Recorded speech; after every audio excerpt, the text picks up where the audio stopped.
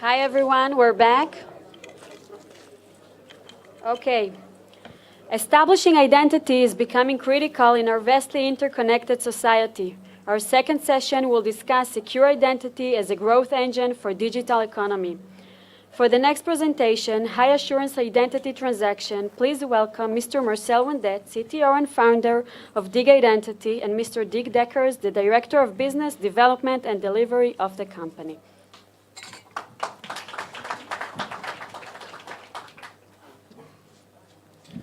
So good morning. Thank you all for having us, and especially Roy for inviting us to do a bit of a brief introduction on who we are.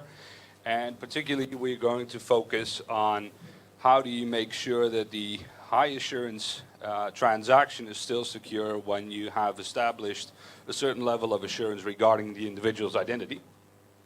This is really the earliest form of digital financial instrument. What I'm doing now is carving the data into this stick. This notch represents 100 pounds of gold. Now it breaks into two pieces that are unique. This part stays with the exchequer, with the king's treasury. The person who brought the money keeps this part, which is of course called the stock, and that's the origin of the word we still use of owning stock in something. So if you put money in your bank or something, you're essentially getting a number that is uniquely matched to the money that's in the bank. And if you come back and say, I want my money, you get it. So it's the same principle, it's just moving a whole lot faster. Same principle, but thankfully it's moving a whole lot faster. Over the course of the next 18 minutes or so, we'll give you a brief introduction on who we are, what we do to ensure interoperable standards, basically internationally across the world, working with several governments. And then we will also, Marcel here on the left, will try to explain what we do to make sure that the transactions are still secure. So we provide a system that allows an individual to sign up and then verify their identity according to different levels of assurance. And those different levels are mainly based on local standards, so on a national level, but even on a regional level, or, for example, a pan-European level like eIDAS. Privacy-driven, security by design, all those common punchlines. But initially, it's about the individual being capable of registering and only sharing data relevant for a certain transaction. So our world basically is, we provided a solution. We started 10 years ago. We're based in the Netherlands, are still based in the Netherlands. Our only office is in the Netherlands, but we have leverage across the world. Our solution has been fully deployed in 2 countries where we provide a solution to national governments, being the Netherlands and the UK. That allows you to sign up, interact with government, for example, to submit your income taxes, but it's also used in the private sector. So, for example, you've established your identity for government, so you can use that same identity to open up a bank account. And one of the things we're looking at now is how to do that cross-border. GovUK Verify is the main program here in the UK. Lots of rumors and noise in the media, lots of politics around it, but in the end it's growing steadily, it's increasing day by day, and more government departments are adopting that framework and that system. We are not bound to nationality, so that means we can verify, for example, to the UK standards, people from all over the world, as long as you comply to the rules.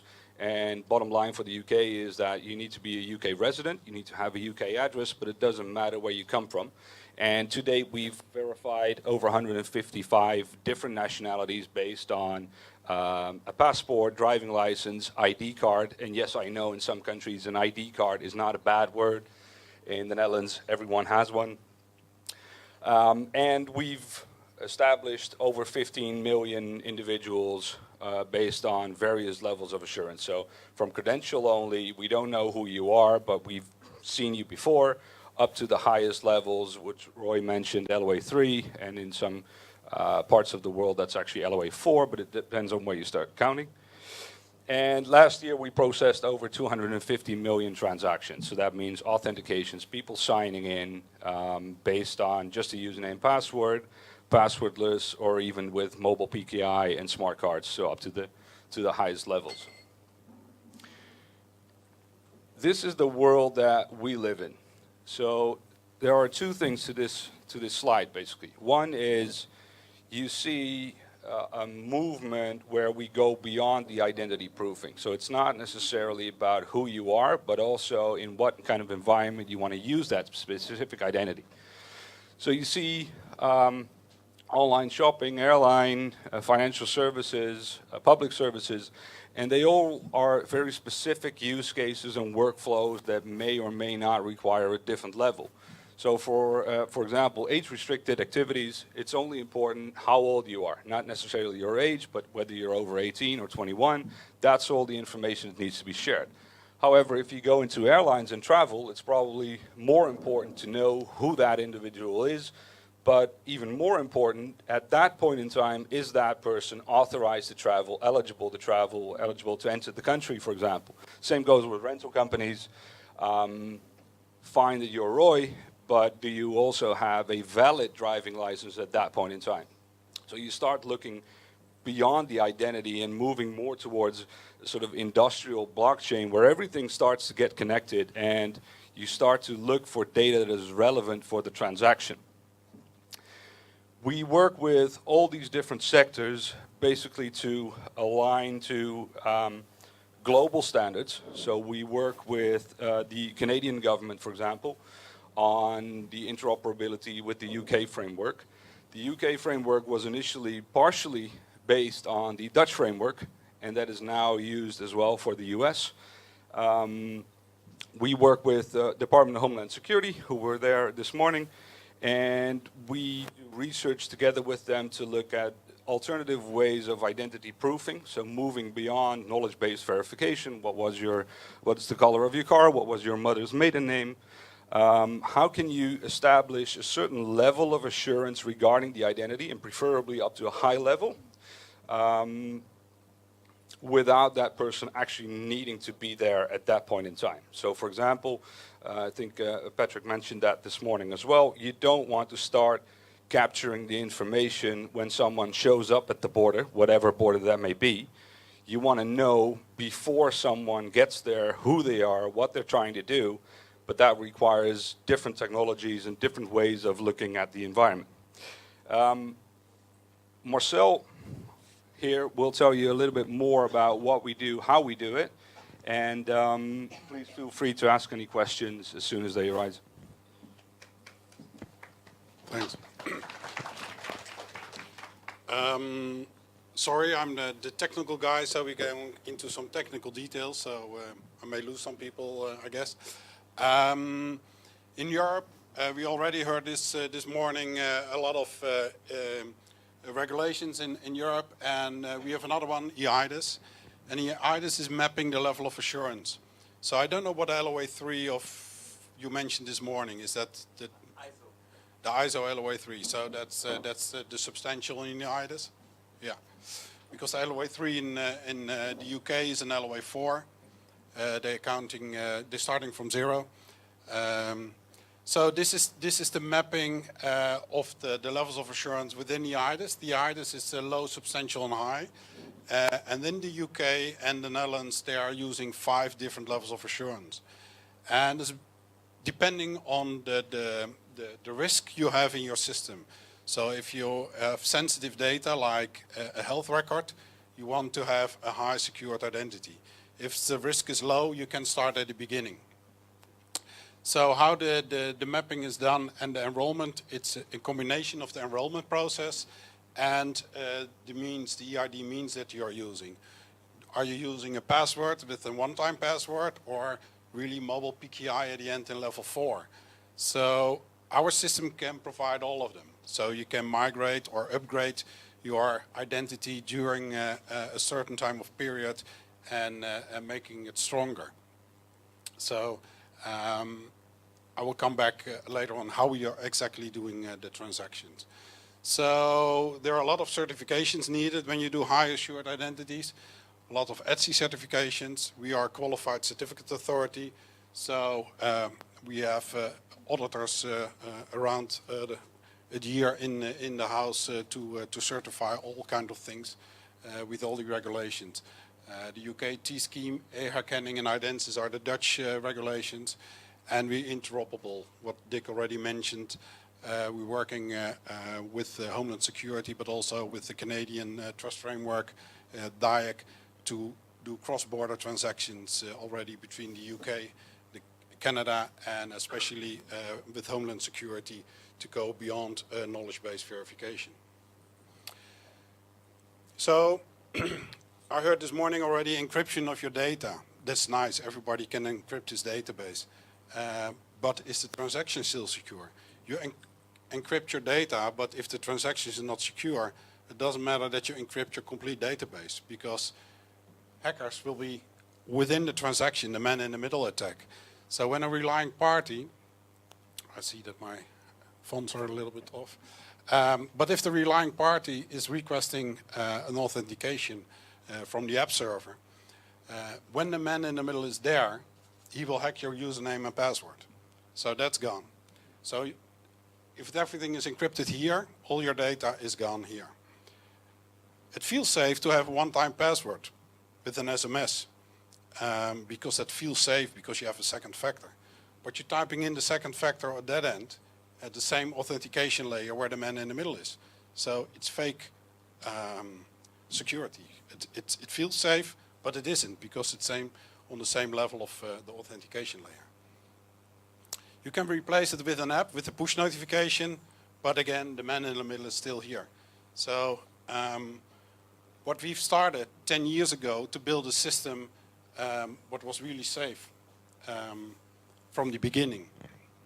So what we've done, and it took us 3 years to build that and to certify that against the highest level of assurance, LOA 4 or EIDAS level high, is we've created an identity in a HSM, a hardware security module. So your real identity is here. So when you start by the relying party for an authentication, we show you a QR code. And I know a lot of systems showing a QR code for easy login. We're not using username and passwords. That's gone. So you photograph the QR code, and we have in the enrollment process the secure element. We're using the secure element in the phone, so we have a safe transaction to our platform. So we are not in this layer. We're not in this layer. We're completely between the mobile phone and our backend systems. That's a complete secure transaction. For every phone, there's another encryption mechanism, other certificates using, and your real identity is here. So the phone is not your identity. It's only the remote control to your identity, the remote control for your life at the moment. When you do the transaction, we will push to the relying party, the app server, at the backend systems. So there's all secured systems. We're pushing the data back to the portal, to the website. So that's how we can manage to make this really secure. When we go to our platform, we have a patented system. We've granted a patent last year in Europe. We are interoperable, and especially when we do the enrollment process, it's completely artificial intelligence based. So we're reading the chips from the passport. So with the Android phones, and I hope in iOS 12 that we also can use iOS, we're reading the chip out of the passport and we're getting all the data. So from the passport we get also the original photograph that's put on the chip. With a selfie, we're using biometrics to do facial recognition to combine that with the passport photograph, but also between the selfies we make a couple of selfies and we do liveness detection between the selfies as well. So we know it's a real person. That's a live person. That's not a photo from a photo. We check that with the document that can also be a driving license. In some countries, like the UK and the Netherlands, we can use driving license as an ID as well. For Germany, we cannot. With the US, we're working at looking to the real ID driving license, if you can use that. And we do a lot of background checking during this registration. So we are connected to PEPs and sanctions list. So when you create an identity on our platform, a lot of AML checking is already done as well. That's why we're doing the pilot with TD Bank in the Canadian market, because they already complied to the AML checkings against that. I think that's in short it is. Questions?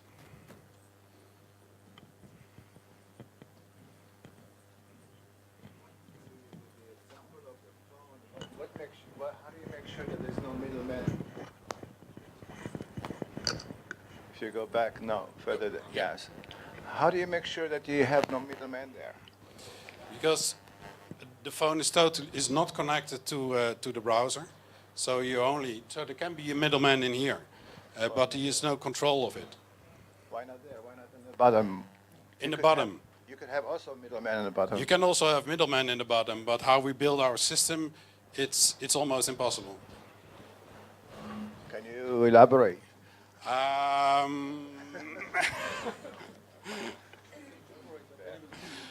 No, sorry. That's sensitive information, how we do that. But it's patented, yeah, but it's still, there's a lot of secrets in there what we're using to do that. But it is, that's why we worked a long time on the system. It's a connection between the HSM and every phone individual. So every phone has his own connection to our HSM cloud. And we've rebuilt the HSM, so we have our own firmware. The firmware is the same firmware, but we have built in a functional model in the HSMs where we do all the encryption stuff. And the HSMs are, for technical details, in FIPS mode, so we can't extract the private keys out of the HSMs. So even our own people can't touch the identities. So there's also, because hacking is from outside, but most of the times it's with help from inside. So our own people are not able to steal identities internally as well.